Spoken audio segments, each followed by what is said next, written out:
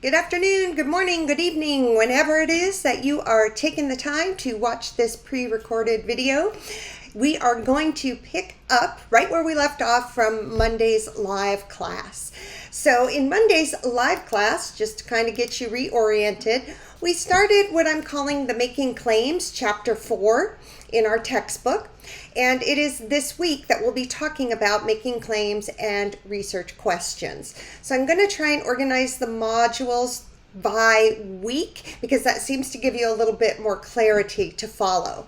So this is the Making Claims PowerPoint that we went over already. We're going to pick back up with the variable PowerPoint that I left off with right at the end and talk about your Making Claims assignment that's due on Friday. I did go ahead and make it due on Friday at 11:59 p.m. So you have all of Friday to work on that and come up with an idea. And mostly that's what we're doing. I'm trying to get you to generate some ideas. So we're going to go back to the PowerPoint that we ended class with. We were talking about the research process, how we get our ideas. I mean, maybe even why you got into COMM. I would hope at some point you said, this is really interesting and I want to know more about it. I mean, that was pretty much why I got into it. And we talked a little bit about different ways we can look at ideas. We might have a general idea and narrow that down to something specific.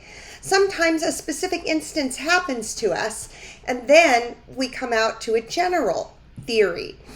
Well, for me, instance specific, I often find that men in my particular life do not text back when they receive a text message. In a particular instance, I actually saw a gentleman who was getting all these text messages on the phone and just being like, and I was like, aren't you going to answer those? And it was really disturbing. This was like ding, ding, ding, light went off. And this was a very specific instance, though, that I could think should lead to some bigger research about gender differences in responding to text messages on the phone. I've looked at some of the research and actually men and women are quite different about the need to respond to text messages as quickly. There may also be some other personality factors involved in those who feel a need to respond right away and those who don't. And then we have to figure in the whole societal etiquette where you can't respond too soon. You know, someone told me if it takes 1 hour for somebody to reply to you, don't reply to them for 2 hours. What the hell? You just answer it. At any rate, these kinds of things are where I want you to start thinking. What specific instances or just in general are you interested in? And we talked about kind of the process we go through and what happens when we do research. Kind of we identify that problem, we might review and look at some other research findings and say, what do we already know about this? And what can we still ask or what do we need to know? And then we can design the appropriate study.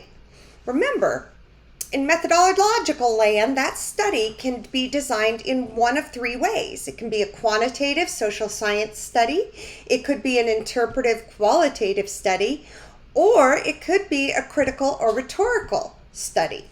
And then we go out and gather the data according to the type of study we're doing. We analyze it and say, here's what we found. Now what do we know? And where do we proceed from here? I mean, honestly, I think research is a fascinating process to learn a little more about why we communicate and why we behave in the way we do.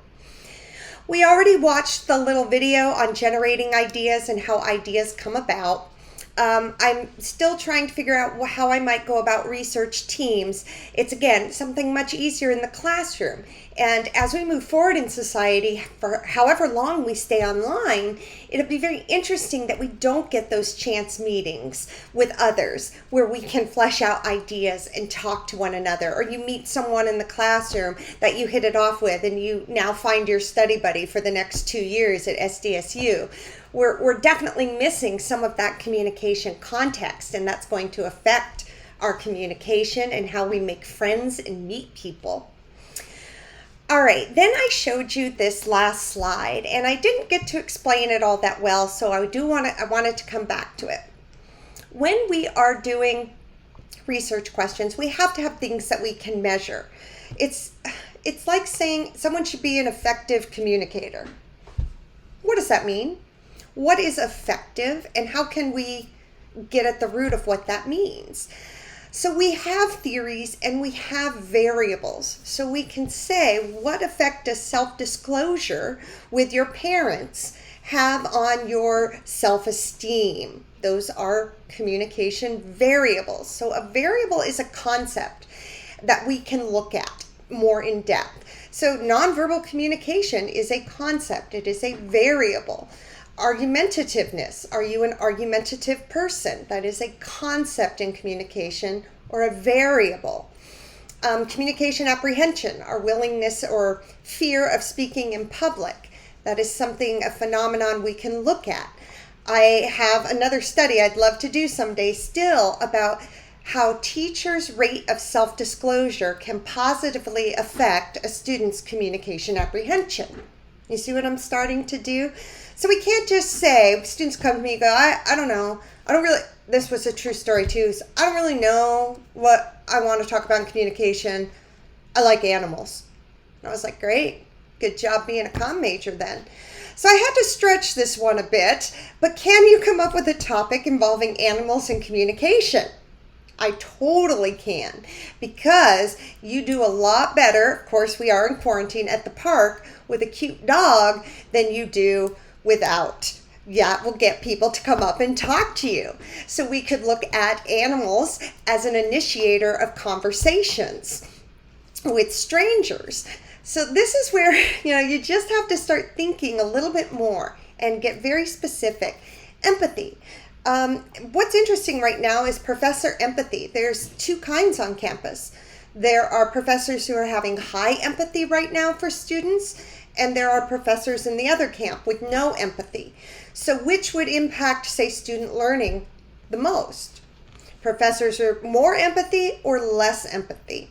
And I actually don't know the result of this. I almost think that some professors are being too empathic, which isn't going to give you a good motivated learning experience. So that could be a very interesting study.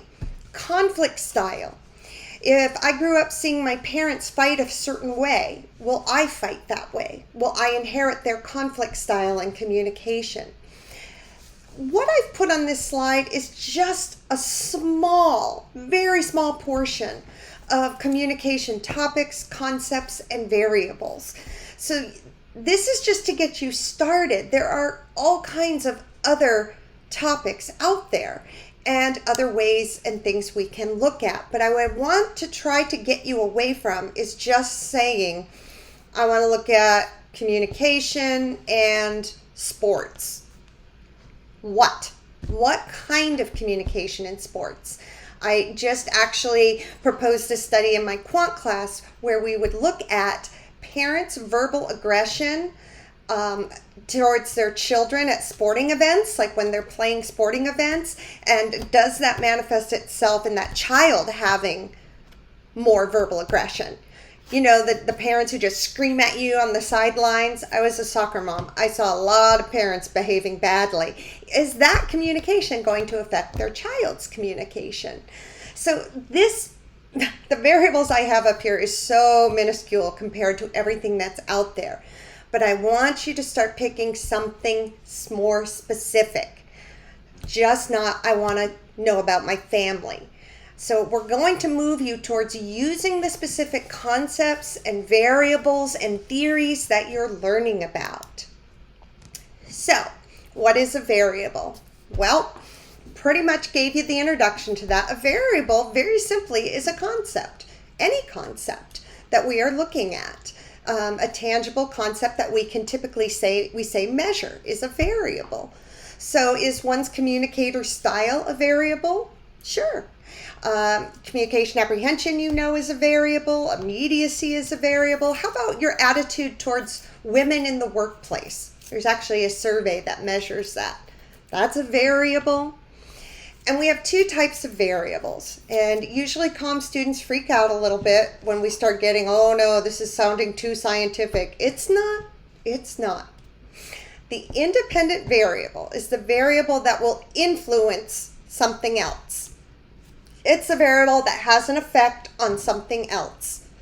The dependent variable is what's affected. So let's go back to our parents at the sporting event engaging in verbal aggression. I have parents who engage in verbal aggression and parents who don't.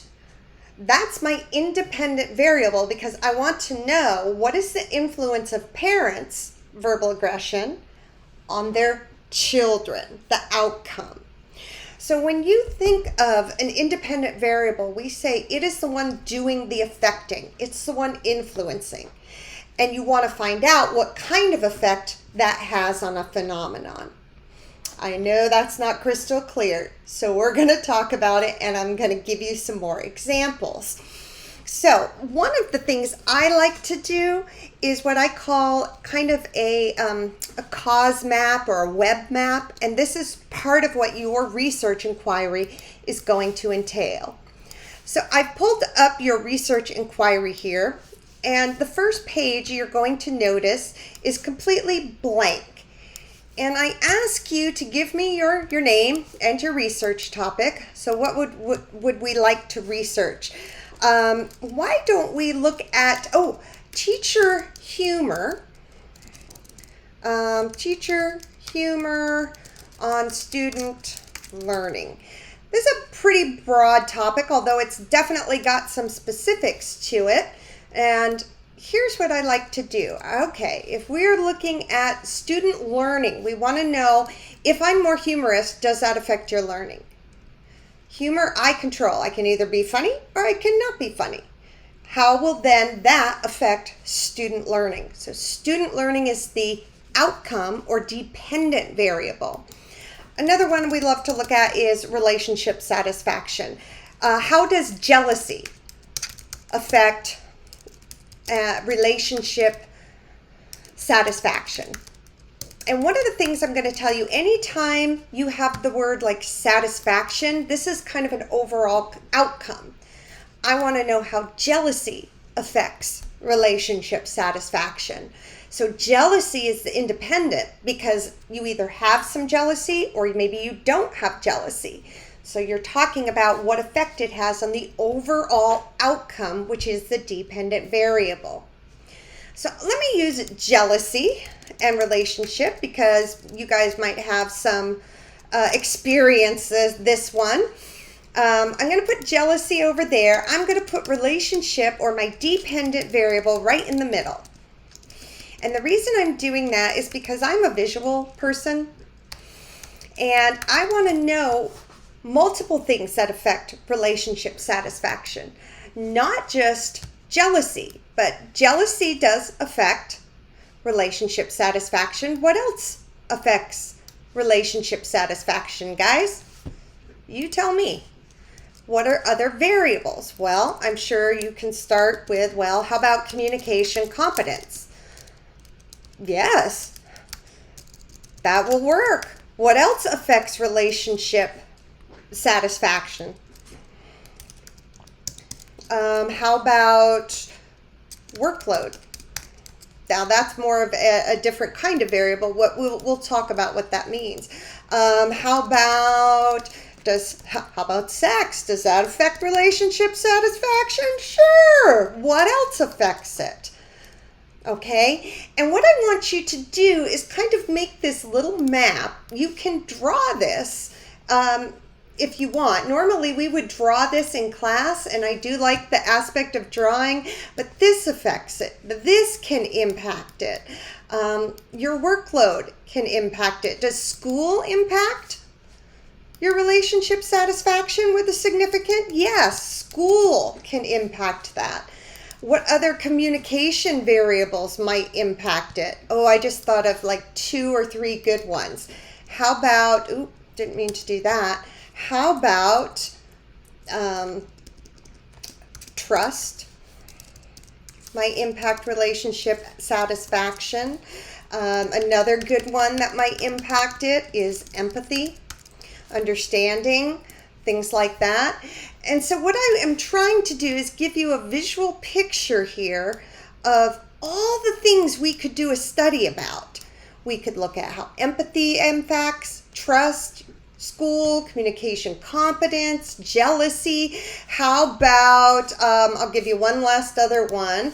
I'm trying to think of some communication variables. What about intimacy? Intimacy would be a good one. We know that intimacy is actually highly, people who are very intimate, which made me also think of, I get ideas, I'm an idea person, touch as a nonverbal communication, or we could even just say nonverbal communication. So I am looking for you to create this little map. This is how you're brainstorming ideas. We may eventually decide we're not going to use all of these variables, but certainly we could. So let me erase this real quick. Hopefully I know how to use the little eraser. And we can even choose another topic that would be very easy to do. And this is how, again, we start getting variables. Okay, which is where we're going. Don't look down there on the second page yet. So teacher humor on student learning. Guess what? Student learning is the dependent variable. And we're going to be working on this more. So don't worry. Let's go ahead and put student learning in here. And humor is only part of it. And I think humor has a positive impact. Humor is usually my go-to, even if I'm not very funny. However, what else is going to impact your learning? How about the mode of communication? Whether it's in person or online. What else might impact? How about teacher clarity? Absolutely could impact your student learning. How about size of the class? If you've taken a class with 200 or 300 different people, that impacts your learning. So again, one of the things we can also do when we draw lines is we can then start making predictions about which might have a positive impact and which might have a negative. So I can put a little plus sign here. And what's interesting is I might put mode of communication face-to-face is going to have a more positive impact. Just like, what would we say about size of class? We would draw a line to student learning. I could again give this a positive if the class is a smaller size, small sizes. And now I'm even starting to predict what I think is going to affect. Now, humor. Let's take a look at humor. This one is kind of interesting because you guys do like humor, but it has to still be appropriate. So if I want it to have a positive impact, I would say humor that is appropriate. It has to be still nice. It's really weird with you guys because you might get a negative effect if I'm just too, I've done this before, trust me, where I was just too raunchy or all out honest with my humor or said certain cuss words and you all went, no. We do not like that. She is just not. So this is too blunt of humor, and any humor that attacks groups. You can't do that. You guys do not like that. And that was very interesting for me to learn in using humor in the classroom, that there was a certain amount of humor that you just couldn't say. I do a lot of research on religion, and I'm very interested in religion, but I now know that's way too sensitive to make any jokes about for you. I don't do that. You don't like that. And so, there's certain ways we begin to look at this. Teacher clarity. It will have I would say it would be a positive impact on student learning. So all of these on the outside are independent variables. They are all things that affect student learning. Okay? So student learning is the dependent. All of these other variables are independent. Student learning is the dependent. All these other ones are independent. They're what's doing the affecting. All right, we're going to come back to this. There's still more, but wanted to work through some variables with you. We're going to practice more next week on independent and dependent variables. Why are we pushing variables right now? because we need to know what the variables are if we're going to ask a research question. It's kind of plain and simple. So we're going to look very quickly at the two ways we ask questions in research. We can ask questions through a general research question, which is an open-ended question. Just what are the effects of teacher humor on student learning? What are the effects of family conflict on self-esteem? Okay, those are just generic research questions. Hypotheses are a little more difficult. That's kind of what I was getting to with the pluses and minuses. A hypothesis is a prediction about something. So instead of asking what effect does parent conflict have on child self-esteem, that's a question. One of the big ways that you will always know if it's a research question is it actually has a question mark. We might say if it's a hypothesis, we're actually going to predict that parent conflict, is that what I was using? Parent conflict has a negative impact on child self-esteem. Now, here's the interesting part. What did I just say? Parent conflict, amount of parental conflict has a negative effect on child's self-esteem. That is a one-tailed hypothesis. Hang in there with me, guys. One-tailed. Why is it one-tailed? Because I am specifying, I am predicting. Not only am I predicting that the two things are related, I am predicting which direction they will go in. I'm saying it's going to be negative. So one way, it's going to be negative. If I came back and said the amount of parental conflict will have an effect on child self-esteem. I'm not asking a question. I'm making a prediction. I'm saying this will affect the child's self-esteem. But what I'm not saying is which way, positive or negative. When I don't say which way, that means it could go either way, which is two-tailed. So if I predict the direction, and it's a specific direction, it's one way. If I don't specify, then it's a two-tailed because it could go either way. And basically what that means, I used to say, what effect does my son's girlfriend have on his grades? That's a research question. My son having a girlfriend will affect his grades. That's two-tailed. Is she going to have a positive or negative effect? We don't know which way it's going to go. I'll tell you which way it went. My son's girlfriend did have a negative impact on his grades. That last one is one-tailed because I already told you which direction it's going in. We're going to start off with just open-ended research questions. So what you are going to do now, and let me go back to that research inquiry that we were working on, is we're going to get to the second page. I want you to take a look at all of the different variables and come up with 3 questions.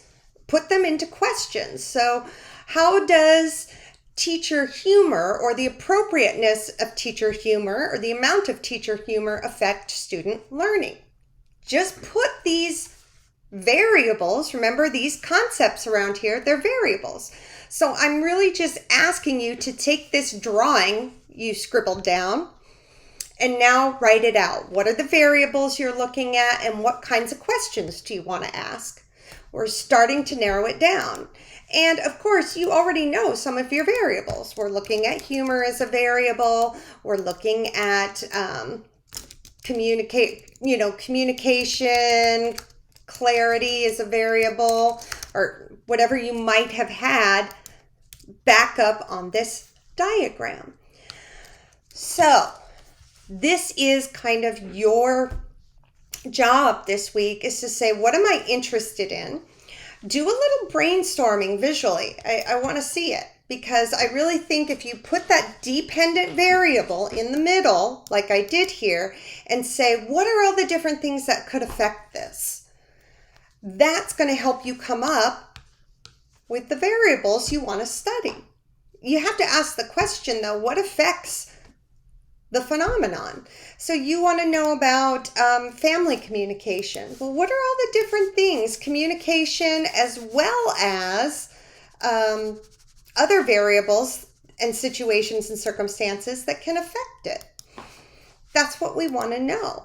So that's your job. And then you're basically going to take this diagram that you made, and again, we're going to rewrite it down here in a little bit more specific questions and tell me what the variable, and write out the variables you chose to use from the diagram.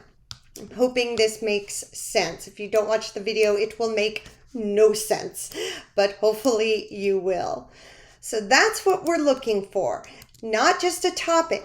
Please, please, please don't just put nonverbal communication. Maybe you want to look at specifically the 5 love languages and their effect on relationship satisfaction. Well, the different love languages, and that's, this is a good one.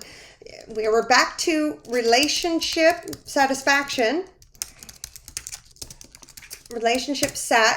Dependent variable, and I said the 5 love languages. Well, why are there 5? Because we think multiple different things affect us. So affection is one of the acts of service, they say affects. Quality time is another one of the love languages. Which one of these do you think is most important? This is a study you could do.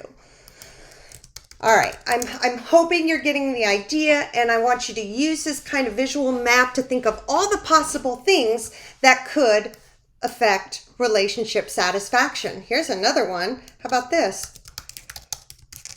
Past relationships. What are all the different variables or concepts that can affect that dependent variable? And I want you then to pull some good questions out of that diagram and list those variables. So what we're doing is basically getting you to the point where you can talk about good research questions and really become the role of the researcher. So let me go back to this. I'm not making you make hypotheses yet. We're starting with just general research questions. However, for clarity's sake, a hypothesis is a prediction. If we make the prediction without saying what we think the direction or the effects specifically will be, it's two-tailed. It means it could go either way. If we make a prediction and we say specifically it's going to be negative or positive or increase or decrease, that means we are saying we already know the direction it's going, one-tailed. Now, the one I haven't talked about is the null hypothesis. The null hypothesis says that there is no relationship between the two, always. So go back to our jealousy and relationship satisfaction. I would predict there is no relationship between amount of jealousy and relationship satisfaction. There is no relationship between amount of teacher humor and student learning. The null hypothesis always says there is no effect. Okay? No effect whatsoever. I, again, tend to like research questions because they tend to leave things a little bit more open. But certainly I want you, again, to start crafting a little more complex research question. And with that, I would like to talk just a little bit more about asking research questions. So let me go very quickly again to our classes and our research methods and pull up one more PowerPoint that's going to help us. And this is research questions. Should give you some more ideas for your inquiry. And that's really my whole goal, is to get you thinking about ideas for your research questions. So again, a research question might include the target audience. It might be your parents. It might be effects on kids. You want to know the variables. What do we want to know? And this helps us also determine what kind of analysis we're going to have to do. This is a very sophisticated process of writing. Here's some research questions. Descriptive. They seek to answer how much or how often. So how frequently do college-age students send text messages each day? One of the ones I was also interested was how frequently college students talk to their parents. It's like some of you, not only every day, but like 5 times a day through text or on the phone. I'm like, once every 2 weeks, I talk to my parents, and that is plenty. Let me tell you, don't need to talk to them any more than that. Again, we talked about questions that look at relationships. What's the relationship between amount of self-disclosure and relationship satisfaction in friendships? I bring this up because I actually would make a one-tailed hypothesis prediction that too much self-disclosure in friendships would have a negative effect on relationship satisfaction. I only say this maybe because it's personal for me, but I've had friends who just, the whole diarrhea of the mouth. And it's like, we're friends, but we're not that close. And the more private stuff you keep telling me, the more of a turnoff it is. So that could be a hypothesis there. Some other types we might predict. Like I said, does parental communication predict a child's conflict style? Here are some questions. These are the things you write to me. How does my ex affect me? And I'm like, well, how does your ex affect you? How do your past relationships affect what? Your future relationships? Your self-identity? I need a dependent variable. I got to have both. So let's take a look at this. If you're interested in how your ex affects you, which is way too broad, affects your what? Your life, your mindset. Here are some possible ways to rework this question. Do college students communicate differently than high school students in their romantic relationships? It's a great question. And maybe that we can analyze high school relationship communication, and is there a difference or a better sophistication in college? It might be because of the result of having more relationships by the time you get to college. Do memorable messages from one relationship affect future relationships? This is in college age students. This one's interesting because if there was a message you repeatedly got, remember, a memorable message doesn't have to be positive. It could be a negative one.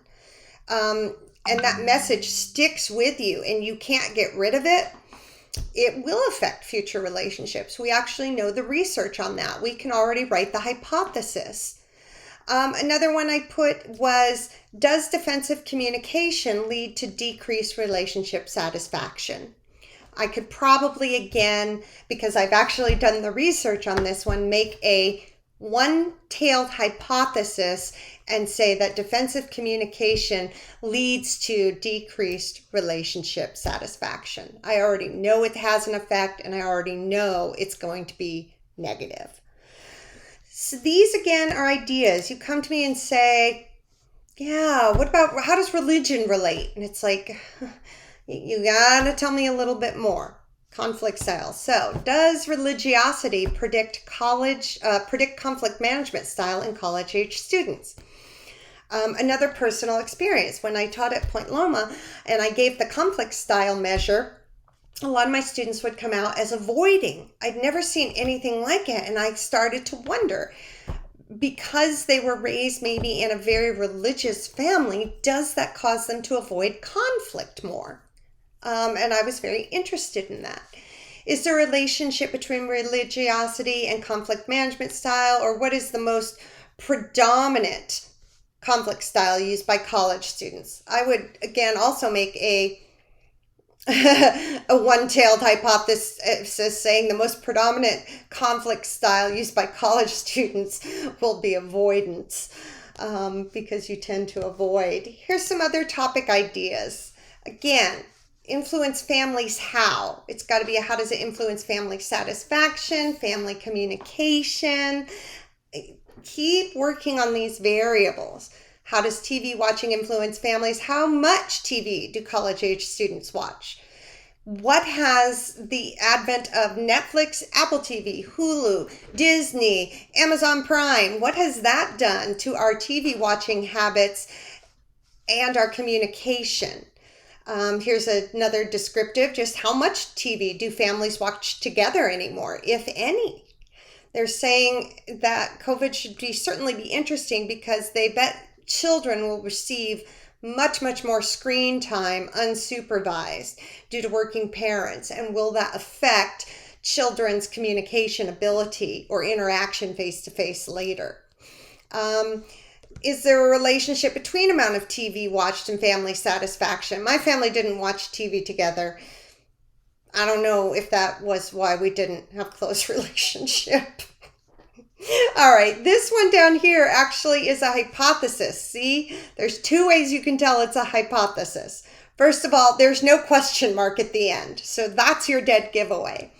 Watching more TV as a family will have a positive effect on communication competence. Because I am telling you the direction, I'm already saying there's only one way it's going to go. This last sentence would be a one-tailed hypothesis. All right, here's some other ones. Maybe you're interested in, does studying abroad make a difference? A difference in what? And that's where I'm saying these are the questions. I love this. How do teams communicate effectively? What makes teams more satisfied?